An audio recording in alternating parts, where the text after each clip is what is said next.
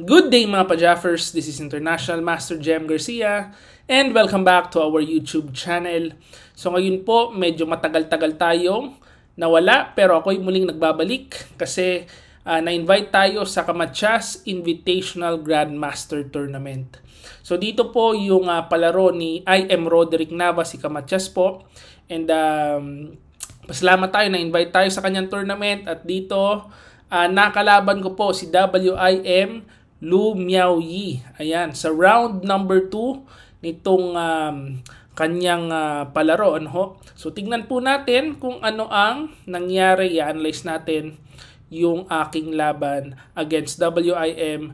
Lu Miaoyi. Ayan. So actually napapansin ko kasi maganda ina-analyze talaga yung mga laro, no? Parang nung palagi ako nag-a-analyze ng mga YouTube videos ng mga laro nila Magnus, mas sharp ako kaya magandang naisipan ko balikan natin, try natin mag-analyze ulit and hopefully tuloy-tuloy pagka hindi tayo masyadong na busy. So ito pong tournament na ito, lahat ng games ko i-analyze ko po. Ayan. So ito round number 2 versus W.I.M. Lu Miaoyi.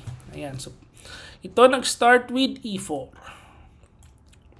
Ayan. So E5, Knight F3, and then Knight C6.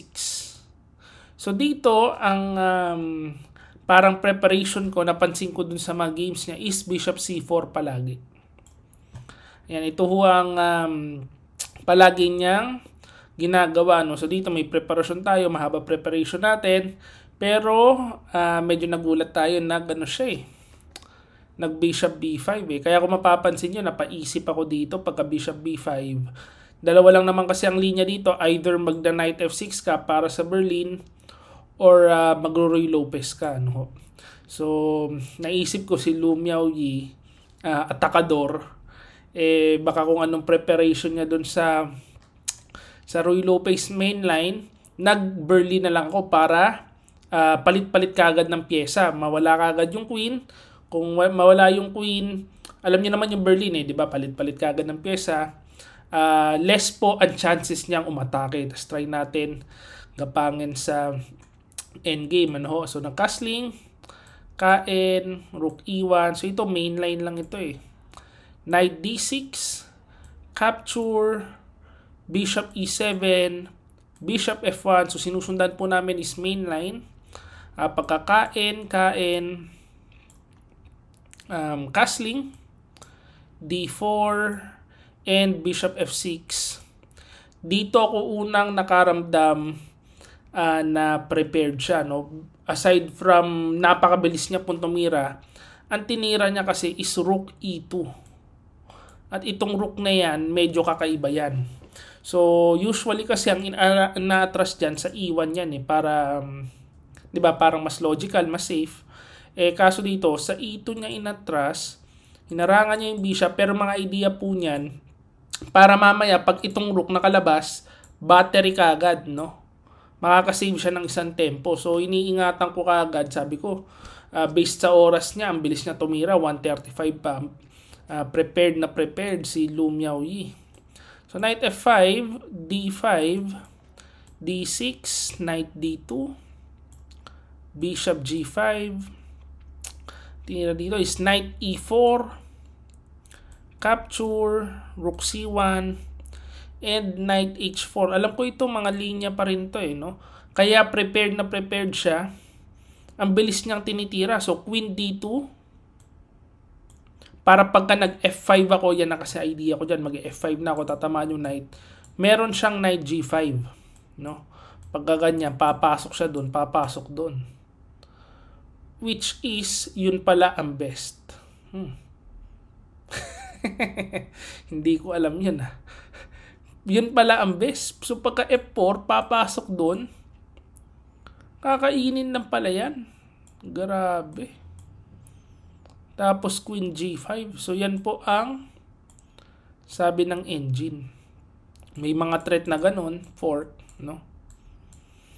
Yan daw ang best. Papapasukin yung knight. Yan po, nakakatakot. So, syempre, kung titingnan natin, ang bilis po nung move niya, sabi ko, prepared pa to. Kailangan kong makahanap ng tira na hindi niya na-analyze. So, usually kasi parang ang logical dyan, magbe-bishop d7 lang ako, baka mag-battery siya. Yan po. So, matitake advantage niya yung pag-atras ng rook niya dito. Kaya hindi ko masyadong ginusto to. Sabi ko baka mag-battery lang to. Pagka nag-battery dyan, mauuna siya dun sa ano. Yung pala, may bishop b5. Ayun. Mali. Ang ating calculation. Yun. Pero pagka nag-bishop d7, baka matranspose din sa laro. So, ang ginawa ko muna, nag-bishop g4 muna ako. Ayan. Para tamaan lang ito. Of course, hindi pwede mag-f3 kasi kakainin yan. Tapos may fork, ano? Pagka kumain, tuhog ang queen at ang king. So, ang ginawa, umatras muna. Bishop d7. And then, nag-c4. Dito, medyo nagulat ako dito eh. Kasi ang bilis ng atake niya. May c5 na kagad, oh. Pagka nakapag c5 yan, papasok yung knight pa ganun. Take note, hindi na naman ako maka f5 kasi nga may queen dito. Palaging may ganun. So ayaw ko to. Sabi ko may papasok doon. So may c5 siyang paparating. Ngayon nag b6, b4. Ang mangyayari, unstoppable ang c5. So halimbawa, ang gawin ko is mag rook e8 lang. No? Yan ang actually ang best move sabi nung engine. Kasi naisip ko may c5. So pagka nag c5 yan, malamang kakainin ko yan, kain. Ang ending ng rook ko, baka mababoy dun sa a8. Walang gagawin. Kaya ang ginawa ko muna is nag a5. At pagka a5 ko dyan, bad move. Kung makikita nyo yung engine evaluation, bigla lumaki. No? Mali pala yan. Kasi may c5, pagkakain, pinersa niya kagad, binasag na kagad dito. Kain, knight takes d6. So dito, actually, ang iniisip ko dito, parang umo-okay ang posisyon ko. Yung pala talo na no, sa engine. Kasi, naka-open file dito, may knight akong nang iinis sa h4. Oh. May mga ganyan. Oh. Tapos, meron akong queen f6. Ito ang idea ko talaga dyan. Bakit ko pinakain yan? Pinapasok ko yung knight dyan. Ang hindi ko po nakita, actually nakita ko na lang habang nag-iisip si Miaoyi, is pagka knight e4, queen g6, no? Para may knight f3 akong threat. Meron siyang queen f4. Ito po, hindi ko napansin. Kasi ang tinitignan ko ng galaw ng queen niya is dito lang at dito. Sabi ko, hindi makagalaw tong queen na to. Kasi tatamaan dito. Ayan. Yan nga ang analysis ko. Baka mag knight g3 lang siya. Queen d6. Unang-una, pwede na siyang manabla. Pagka nanabla siya, force ko na yan itabla. Pero kapag nagpilit, ang analysis ko ganito eh. Pagka rook e4, knight f5, kain, may rook a2 eh. Yan ang analysis ko. Ganyan na mangyayari. Oh. Kakain muna siya dito. May pang counter attack siyang ganun eh. Ay, may ganun pala ako. Ang lupit naman nun. Queen h2. Yun ang hindi ko na-analyze. Ang lupit pala nun. Pero hindi ko na nakita yan kasi hindi naman yan nangyari. Ang nagulat ako kung meron siyang queen f4. Ito po. Pamatay na tira yan. Kasi sa pool yung knight, persadong umatras. Pag umatras yan, baka mag-atrasa na lahat ng pyesa. Rook c7, papasok na, tas lalabas na itong bishop. Makokontrol ito. No? Yan ang kinakatakot ko dyan eh. Pag ito na-control, oh, patay. Patay ang naglason. Kasi, wala na yung, ito para may double pawn ako. Pagka bishop b3 niya, yung double pawn ko naging useless na. Wala nang atake sa a2. Tapos siya merong extrang pass pawn. Ito na medyo maghihirap na ako pagka nakita niya to. Kaso hindi niya nakita eh, no? Ginawa niya nag knight c4. Sabi ko yun. Another chance. Nabuhay pa. Rook fd8. And then dito, pagka rook FD8, ang tinira niya is Queen B4. Ito na naman, nagulat na naman ako dito. Hindi ko na naman napansin tong tiran to. Kasi, sabi ko, hindi naman pwedeng kainin yan. Kakainin ko dito, may threatening pang F2. Yung pala, may Queen takes B6. Pagkakain-kain, 1 pawn down ako dyan buong buo. Siyempre, ayoko ho niyan kasi gusto kong manalo dito eh. Gusto kong parang atakihin itong si Miao Yi kasi siya po yung 2200. The rest po ng kasali dito sa Kamachias Invitational. Kung hindi 2300, may nag-iisang 23. The rest po puro 24. So pagka siyempre ang target natin yung 2200. Ano ho? Yung 2400, anybody's ball game na yun. Mahirap na pong targetin yun kasi mga Grandmaster, IM din po yun. Parang mahirap na naman silang pilitin. Pero gagawin natin ang ating mga kaya. Ano ho? So nag B5. Ayun. X. Mali na naman. Kasi parang only move na yan. Kung hindi, makakain na ito. And ayoko naman kainin itong pawn na yan. So nag knight E5. Rook A2. Threat itong F2. And ngayon, ang pinagdadasal kong gawin niya ito. Ito pinagdadasal ko yun. Lalamang na ako eh. Kasi of course, hindi ko pwedeng kainin yan. May checkmate sa likod eh, di ba? Ang mangyayari dyan is Queen F2, Knight F3. Dito na siya mangyayari. Kasi may threatening mate, no? Pag kumain, mate. So, ang only move niya is Queen C5. Ito kakainin ko, ganun. Pag kumain, kain, meron akong Rook F1. Ang ending, 1 pawn down siyang buong buo, tapos itong Rook endgame na ito, mananalo na. Kasi ano na to eh, parang matatamaan ko itong pawn dito. Lalamang na, so King F6 lang, gaganon na yung king. Patay na siya dyan. Kaso hindi niya tinira yan eh. Tama pa rin yung tinira niya. Queen C5. Dito medyo mahirap na yung posisyon. Nag H6 lang ako. Ayan. So pasingaw lang muna.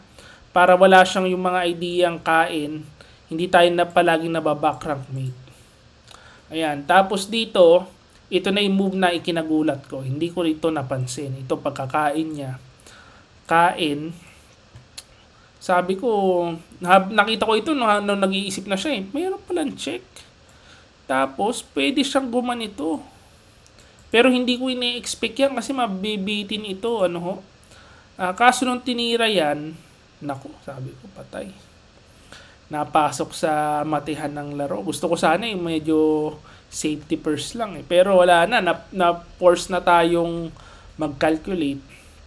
And ang parang nakikita kong only move, Queen F2 check. Pagka ganon, maraming move eh. Naisip ko rin to eh, itong Rook A7. Kasi kailangan po itong depensahan, no? Pagka hindi yan, halimbawa gumalaw yan, baka ma-checkmate tayo nang wala sa oras. Kasi yung Queen, aabot dito eh. Palagi may mga Queen G4 eh. Ito po yung iniiwasan ko, kaya sabi ko, hindi pwedeng galawin yung rook na yan. Pagka ginalaw yung rook na yan, malamang sa malamang mate ang kakalabasan. No? Pag kumain dito, imposibleng hindi po mamamate. Yan, ito lang pala, simple lang. Tagpas na. Queen C6, fork. Kaya hindi ko pwedeng galawin ito. At ang ending niyan, yan na lang po ang naging parang only move is Queen F5. Although na-calculate ko na rin ito, sabi ko, alangan na i-atras ko ito, nandito na yan. No? Tas palaging merong check dyan. Kinalculate ko rin ito. Kaso palayo ng palayo masyado. Sabi ko, alanganin, palayo ng palayo. Hindi maigalaw to. Wala na hong ibang ititira eh. Kaya ang ending natin is Queen F5. Ang drawback naman nito, baka dito ka naman tamaan. Yan. So, ang calculation ko dito is, ang best move niya is Queen C3. Eh. Sabi ko, ganyan eh. Dito niya man tatamaan yan. So, kakain ako doon. Ayan ang mangyayari. Ay, hindi pala ganyan. Check muna siya. para lumabas ang king tapos ito. Ito na po ang calculation ko. Kailangan niyang atakihin dito. Pero kakain ako doon, tapos somehow, nakakadepensa sa lahat eh. Oh. Hindi na mamate.